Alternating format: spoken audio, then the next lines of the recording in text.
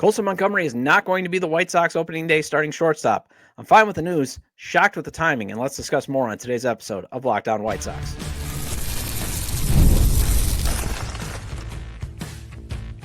You are Locked On White Sox, your daily Chicago White Sox podcast. Part of the Locked On Podcast Network, your team every day. Hello, I'm your host, Todd Welter, a lifelong Sox fan and the site expert at SouthsideShowdown.com, part of the FanSided Network. And also, I've covered Major League Baseball for outlets such as the Associated Press. And thanks for making Locked On White Sox your first listen every day, part of the Locked On Podcast Network, your team every day. Make sure to hit the like button on today's episode. Subscribe to the YouTube channel at Locked On White Sox if you've not done so already. And also follow or subscribe to the show wherever you get your podcasts. The team announced Colson Montgomery has been reassigned to AAA. I'll discuss why this is the right decision, despite the front office skewing the starting shortstop position battle in his favor. Then there was a lot of good in yesterday's 10-3 spring training win over the Athletics that I want to discuss. And finally, more farm system praise was heaped as Just Baseball released their top 100 prospects. And there's plenty of White Sox representation. Although, should we be worried that this hype is getting a little reckless? Okay, so I had two reasons for wanting Colson Montgomery to be the opening day starting shortstop. And I'll admit, they were actually not very good. At least they were. I'll admit that they were kind of weak. But thankfully, the organization also realized it's probably a better idea to send Colson back to the minors. I'm a bit stunned by the timing, as Montgomery just rejoined the lineup after missing some time in camp with back spasms, and there's still, 2-3 more weeks left until opening day? So you would think that he could still make a case. But I guess when you hit 111 with a 555 OPS in those limited spring training at-bats, it kind of makes sense to send him back to AAA Charlotte. And I'm just glad the White Sox are willing to take a patient approach since the team is not going anywhere this season. There's no need to rush him. That's why I'm seeing people be like, what? They're sending Colson down? Look, the standard should have been, he should be, if he wasn't raking, he needs to go back to AAA because you guys got to remember, he hit 214 in a bandbox ballpark. Okay? He struggled. And I'll discuss it in a little bit more detail, but this might be a nice time to pump the brakes on his development because he got rushed to AAA in the first place. So no need to panic. This is the right call. Although, the one thing that folks are up in arms is there's no better stopgap. They should have signed a better stopgap or bridge player. And I fully agree. I think GM Chris Getz deserves a ton of criticism for that, because he did a good job of bringing in stopgaps and bridge players at catcher and at second base, but he didn't do that at shortstop, kind of where the ball usually gets hit to. You kind of supposed to be your best athlete. You might want to have at least a better option than, say, Jacob Amaya. And as everydayers might remember, I did an episode going over why Colson should win the job. First reason is it just came down to him being the only option with the potential to be an impact player. But if he's not ready to realize that potential, why rush it? And I'll also admit, I was at the point where I want to see what he can do at the bigs, because let's say he does go to AAA and hits just 110 through June. Then what? Then you pretty much have a certified bust, right? But at the same point, I'm still convinced when you hit 18 home runs in Charlotte, yes, it's a bandbox, you still should have some power potential. So I always believe his floor is going to be Paul DeJong. But at the same point, Paul DeJong, for context, a guy that hits low average but can still hit, power. But at the same time, I'm appreciative actually of this patient approach, because I want him to have every chance to reach his Corey Seager-like potential. And again, those are not my words. Those are actually scout words. Go look up his scouting report on MLB.com, okay? It says potential to be like Corey Seager. So it can't hurt to have him can't hurt to be patient. And this is the guy that was also asked to work on some things in the offseason regarding his swing, and then he misses 10 days of spring training. That's precious development time. That puts him behind. And he missed it, obviously, with back issues, which calls into question, should he even be playing shortstop? Is he physically capable? And that's nothing against Colson. Sometimes people's bodies are different. So are you putting just too much stress? And I did an episode on that. It just feels like we're in this vicious cycle with Colson Montgomery when it's like, why don't we just take the time to actually realize, and I'll talk about in the third segment, the White Sox might be doing something right when it comes to a player's development. he got behind, and you can't get behind in your development time or even in these, spring training at bats when you're coming off a 214 average in a bandbox park. And prospect gurus have even said he was rushed to AAA, and I've had them on the show. I've had people that have seen him play, that have followed his development and been like, you know what? He shouldn't have probably started the entire season at AAA. He should have been a AA and then worked his way up to AAA. But for some reason, Chris Getz got all jittery and rushed him up. So I give Chris Getz credit for saying, you know what? Let's tap the brakes. Send him down to Charlotte. Let's make sure that strong September he had and that strong Arizona Fall League is him actually trending in the right direction and not just a hot spell. That makes sense. And, again, when Colson's ready for the big leagues, I want him to not only be ready for the big leagues, but to stay in the big leagues for the rest of his career. So this obviously allows him to actually come up in a more relaxed atmosphere. He can come up as a potential hero rather than let's put the pressure on him needing to make an immediate impact. And I've seen it. I've covered guys that have been, prospects that are like, oh, this guy's the hope. This guy's the future.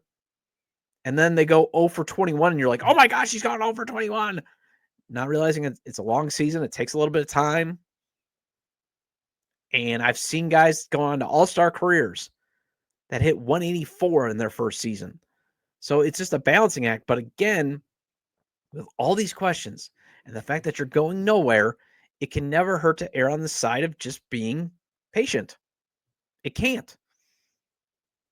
And here's what GM Chris Getz said about the decision was made. This is per CHSN Chuck Garfien. He's got the video up on his X account at Chuck Garfien. There's too much background music going on, so I didn't even want to record it and put it on and ask Chuck for permission. So I'm just going to read it out for you. Here's what it is. Quote, we explained to him how important he is to the organization and the future of the White Sox. Through that, you make decisions like this in the best interest of Colson. Certainly the Chicago White Sox too. Most importantly, we want the front end of the year to be one where he goes out there and be really productive. Lock in on what he's been working on. He had a hiccup in camp with health that made spring training less smooth. He's working very hard. I'm very impressed with his defense. He was great with the routine ground balls. Now he's going to go down to minor league camp. Minor league camp is in full go. They're starting to play games, and he can get consistent at bats. I look forward to watch the rest of spring play. I look forward to watching him play the rest of spring, and I know he'll be in Chicago before we know it. End quote. So again, for those that are like throwing up, oh, see, same old White Sox. He just lost time. If you want to be worried about the back injury, and I did an episode on that, that's a different story. But it's good for the White Sox to realize, you know what? He just got behind by a couple of days. We don't want to rush him. This is a good thing. But now what do you do at spring? Now what do you do at shortstop? You can go with Jacob Amaya, who left yesterday's game with a minor injury. Provides a great glove. Nothing else, though. Chase Mydroth, I love how everybody's throwing him out, but he's in the same boat as Colson in that his spring training average and OPS is terrible. And his on-base percentage, the modern-day Greek out of walks, is only at 333. Now, it was above 400 at one point, but, didn't get some walks in his last at-bat. And he's also dealing with cramping issues in his legs. So, also, he'd have to be put on the 40-man roster. So, I don't think that's going to be the ideal situation. And even though this isn't ideal, I think you're going to go with Josh Rojas at short, despite him last playing there in 2021 and being a minus 13 defensive runs saved and a Lenine Sosa rotation. Again, despite Lenine's defense being absolutely awful. It sets up to, it puts the plan for getting outs in their one shot of really winning games of getting weak contact because you don't have strikeout pitchers and you need good defenders there. But this is probably your best option because at least you can make up for a little bit of it by getting Lenine Sosa's hot bat in the lineup and riding it as long as you can. I talked about it yesterday. And Josh Rojas is still trying to prove, and he had a hot April last year, so maybe you get another hot start with that. But you can also then, on one way you can mitigate the defense is now you can carry Amaya since you can stash Brooks Baldwin in the minors with his options available, and he can just be your late inning defensive replacement. And then you have Brandon Drury start at second base because he's just been raking in spring training. But process had to be key here. And right now the process says be patient with prospects like Colson. showcase veterans like Josh Rojas and Brandon Drury, who again he was productive up until last year. See if they can produce, flip them as quick as you can, and then you bring up Colson, especially if he's shown that he's ready to stick in the big leagues every day. Well, guys, ladies and gentlemen, Miguel Vargas might be trending toward realizing his potential. He was part of a lot of the good that happened in yesterday's spring training victory that I want to discuss next on Locked On White Sox.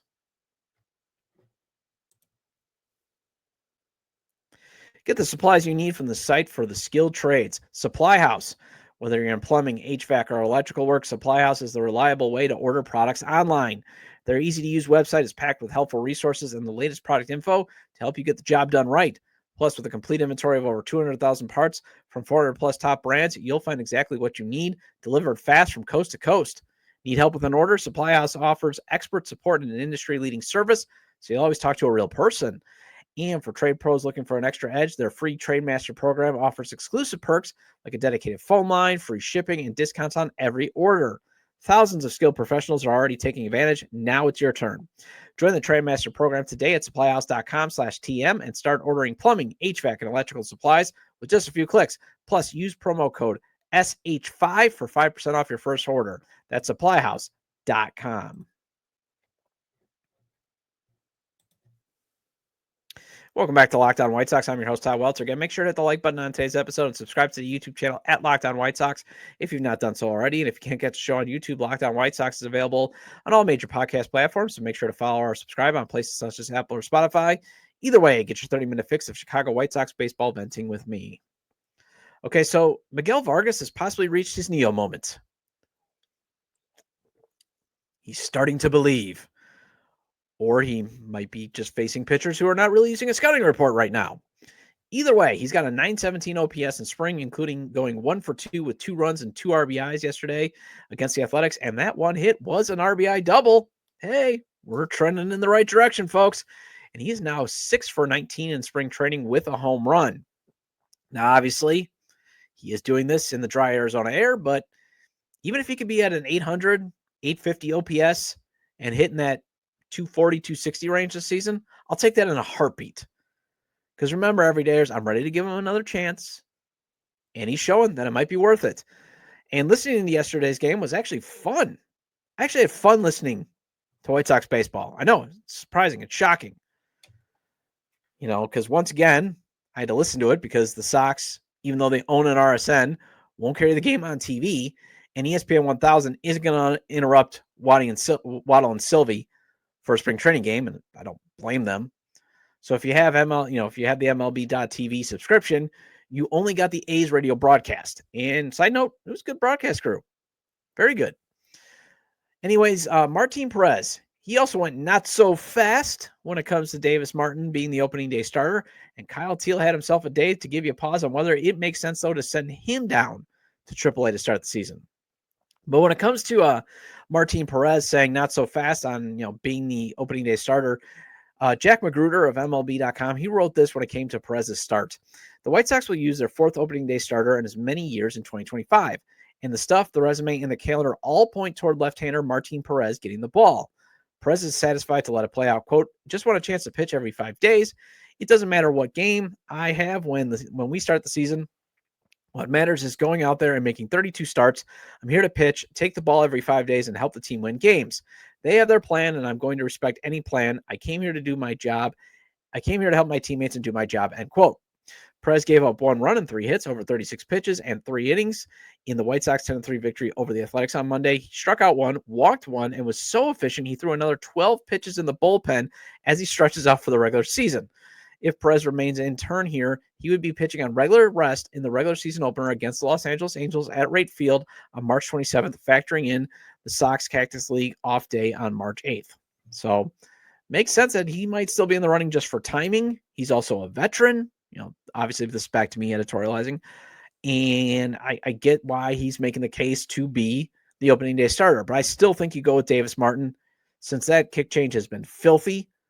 But, you just can't declare this race over. And again, I don't know where CBS Sports got that. Scott Merkin said that Davis Martin was trending toward being named the opening day starter. I think it obviously comes down to Martin and Perez because Jonathan Cannon's just been getting rocked. That type of stuff. So Kyle Teal, though, he went 3 for 5, including a 2-run homer in the ninth in yesterday's game. He now has a 1.384 OPS in spring training. So for those that are like running the question mark of Colson Montgomery, if Colson Montgomery was putting up these numbers, he wouldn't be in AAA. Also, if Colson Montgomery was doing this and not missing time, he would also still be, making his case for the opening day shortstop. That's the difference. Availability. And Kyle Teal is he's making it hard for the White Sox to have to send him down to the minor league camp. And I'm fine, as I keep saying, if he does go to AAA, just get those reps at other defensive positions on the days that he's not catching. But if he keeps up at this pace and you're Chris Getz, you might have to consider bringing him to Chicago for opening day. Even if you still go with Corey Lee and Matt Theis at catcher, you could have him maybe be your DH and ease him in. Maybe catch once a week, that type of stuff. There's options. And especially this lineup needs some power. And the scouting report is he can either give you pop or bat-to-ball skills. Just depends on what he wants to focus on. The other thing that I really liked seeing was William Bergolla. He came in at short after Jacob Amaya left the game early with an injury. The prospect that they got in the Tanner Bakes trade, he sounded impressive. Had a 2 for 3 day, and he showed why he could be a future, lineup piece down the road. Top 30 prospect. I'm not saying, oh man, let's consider him. No, I'm not saying that at all. But he kind of gave a little flash there of, hey, White Sox might have gotten a steal in that Tanner Bakes trade. But I keep going back. It was just nice to be listening to White Sox baseball, even though it would have been nice to watch White Sox baseball. But it was just nice to listen and them playing well and winning. And I know it's spring training, but again, after we endured that 2024 season, one of the things I'm going to try to do in 2025 is let's just savor the good moments because of how rare they may be this season and how rare they were last season. Well, speaking of good and trends, the White Sox farm system got yet another rave review. However, should we be cautious with the hype? And I'll discuss why next on Locked On White Sox. March Madness is here, and FanDuel is giving you the chance to get in on the action like never before. Right now, new customers can get $200 in bonus bets when your first $5 bet wins. That's $200 extra bucks to use on everything from buzzer beaters to Cinderella stories, and even who's cutting down the nets. Got your eye on a few underdogs this year? FanDuel makes it easy to back them with spreads, totals, and game props. And I always maintain the traditional spreads, the over-under, and the money lines, they're great to play. But if you want to win big, the parlays, the futures, and the props, that's the way to go. And for example, I know my beloved Marquette Hoops, they're struggling, but if I go with my heart for them to make the Final Four still, putting $10 on that, plus 3,300, the last time I checked, that was the line, that could pay out at $330. That's where I've always said the lines that they put for the futures, parlays, and props, that's, I really like how they, the lines that they put out on that. With tournament games happening almost every day, there's always something exciting to bet on. The FanDuel app is simple and easy to use. When you win, you get paid instantly. No waiting around. So visit FanDuel.com and get it on the college hoops action all tournament long. Welcome back to Locked On White Sox. I'm your host, Todd Welter. Again, shout out to all the everydayers. I appreciate your loyalty. Please hit the like button on today's episode. Recommend to your fellow Sox fans or baseball fans, friends, to subscribe to the YouTube channel at Locked On White Sox, wherever they get their podcasts, as the show's available on all major podcast platforms. Feel free to leave a 5-star review, too, as I believe our rating is at 4.5. Let's get that rating up. Let's share the podcast, whether it's YouTube or even audio, amongst the White Sox community. We're growing great. Love everybody here. Again, appreciate all the White Sox talk. And feel free to email me, lockedonwhitesox@gmail.com. I will talk White Sox baseball with you. So add Just Baseball to the list of publications impressed with the White Sox farm system. And Just Baseball, I believe they're taking over the baseball community. I mean, they're knocking out content all the time. They just released their top 100 rankings. And in terms of who hit the top 100 for the White Sox, this is from Elijah Evans, one of the contributors. Obviously, he's a friend of the show. Also writes for Future Sox. This is what he tweeted out at Elijah EV8. White Sox top 100 prospects for at JustBB_media. Number 22, left-handed pitcher Noah Schultz. Number 34, left-handed pitcher Hagen Smith. Number 49, catcher Edgar Caro. Number 55, catcher Kyle Teal. Number 73, shortstop Colson Montgomery. 79, outfielder Brady Montgomery. 83, right-handed pitcher Grant Taylor. Colson takes a dip from last year, while Grant Taylor has officially arrived. And as you can see, guys like Elijah, who I'm trying to get on the show next week, we're working it out for him to get on the show because he was down at spring training. I really want to get his insights. And I also want to ask, for those, again, watching on YouTube, you'll see the tweet. I want to know why they have Edgar Caro above Kyle Teal, where in MLB Pipeline, it's the reverse on that, where Teal is ahead. And also, why is Colson Montgomery in the lower half of the top 100, where, again, on MLB Pipeline, they still have him at 39. So I'm going to try to get him on the show on that. But I give him credit for also just not being afraid to put Grant Taylor in the top 100 despite a small working sample. I mean, they have, Elijah, I'm sure, helped put together where the White Sox should be placed. He's watched Grant Taylor. Obviously, he's looked impressive in spring training. His stuff has just been absolutely electric. But he has a small sample size, and I think that's what's kept him off a lot of these top 100 prospect lists. But obviously, Just Baseball is like, let's put him on. I mean, because he's good. He is going to be part of the future. Again, that future rotation, that's going to lead the White Sox back to being competitive, so long as it stays healthy. Noah Schultz, Hagen Smith, Grant Taylor. And then you're looking at probably maybe Sean Burke, or Drew Thorpe, or Jonathan Cannon rounding out that roster, or Davis Martin. And maybe you can trade one of those guys, or maybe you move, again, Drew Thorpe's, even though that changeup has ace potential. Maybe it plays more to the bullpen, that type of stuff. You have a lot of options with your pitching. But when it comes to this hype, friend of the show, Bez from On Tap Sportsnet, has made a good point about the hype. And he also did this kind of tongue-in-cheek when he tweeted this out on X, at Bez Beyond the Pen. Every year, countless White Sox prospects suffer from the reckless optimism of Twitter scouts and gurus. But you can make a difference. Watch this heartbreaking expose and vote to save a prospect. Call 1-800-SOX-HOPE. It's kind of funny. He also did it in jest because he was in the 108 tourney, which is also, it's going on right now on X, formerly Twitter. I'm on it. I'm going up against former host Sean Anderson and Chris Gonzalez Gonzo of the Blackout Show. I'm getting absolutely crushed. So if you're watching this and there's still time in the voting, go to X, add from the 108, find my matchup, vote for me. I at least just don't want to finish dead last. But he was going up against one of Elijah's colleagues, and I know Bez he's got his opinions on one of Elijah's colleagues. Although, to be clear, he's not taking a shot at a guy like Elijah for being a Twitter scout. Elijah, because Bez and I actually talked off the air too, or off Twitter. Basically, Elijah, he makes the trips to watch Sox prospects. He does a great job covering the Sox in their farm system. He went down to spring training. He really puts a lot of work into that.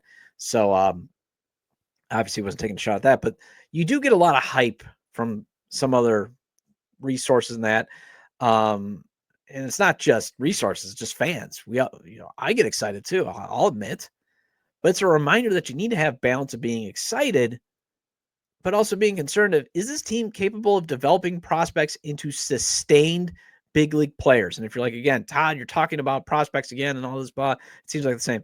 The one thing that I think I've missed in all of this, and it kind of hit me when I was looking at, what Bez was in the funny video that he put together is the White Sox have got to actually do not only just develop, and draft, is they've got to make the next evolution of this build. And I'm not considering it a rebuild anymore. It's just a build because of the bottom that they hit.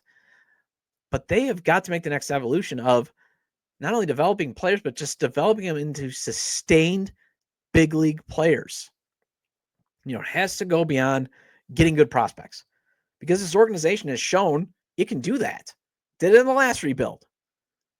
They went out and got a great prospect pool in the last rebuild. The problem was they just never finished off the rebuild with that major free agent, and they got terrible at drafting in terms of overall draft, that they became too top heavy. Sounds familiar right now? And then the other thing is, this is the final thing that it's a point that I think I've overlooked, is they couldn't develop these guys into sustained big league players. Eloy Jimenez had a great rookie year, and then he was terrible from then on out and always hurt. So what the Getz administration has to show is not only can get promising prospects in the draft and international free agency and hit more in those areas, but it has to develop those players into more than just getting to the show. Because the White Sox, even the Rick Hahn and Kenny Williams administration, they could get guys to the show. It's can they stay? Can they be sustained? And can they thrive? That's what they have to do in this next evolution. That's the missing ingredient that I think a lot of people have overlooked.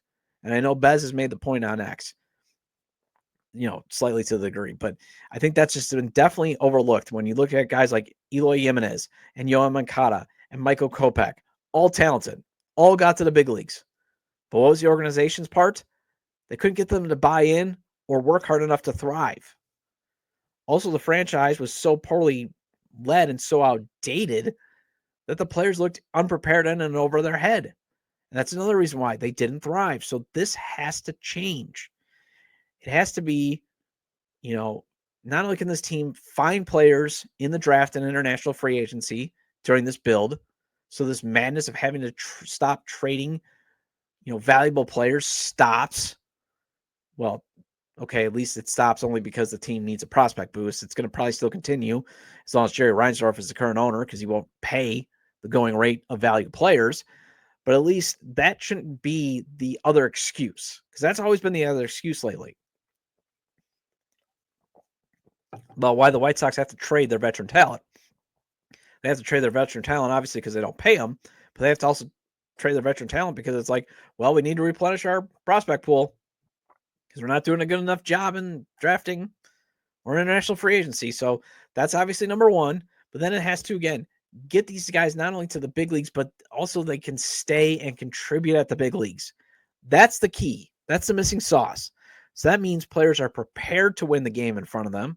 That means players taking care of their bodies. That means a culture of being willing to work, strong leadership. So hopefully Will Venable can provide that. So these rankings, they're great, but they'll not mean a thing until those three things trend in the right direction. Well, that wraps up this edition of Locked On White Sox. Thank you for making Locked On White Sox your first listen today. For your second listen, check out the Locked On Fantasy Baseball Podcast with Dominic Martino and Matthew Ane. MLB fantasy draft season is here. Be the most informed fan. Set yourself up for a league win. Find Locked On Fantasy Baseball on YouTube or wherever you listen to your podcast. And I'll be back tomorrow with Courtney Finicum from Baseball Isn't Boring. She's finally able to come on the show to discuss her visit to White Sox spring training and why Mike Clevenger on the roster is just not fun for the female audience. Feel free to leave comments about today's discussion regarding MLB trying to force out, or feel free to leave that's for Thursday. Sorry. Feel free to leave comments about today's discussion regarding Colson Montgomery not being named the White Sox starting shortstop and how he's going to go now to the minors. Also, the good from yesterday's spring training win and why it's nice having another minor league rave review, but there should be caution. You can leave them at the episode page on YouTube, X, formerly Twitter, at ToddJDub or at Locked On Sox, or you can email me at LockedOnWhiteSox@gmail.com. Have a great day.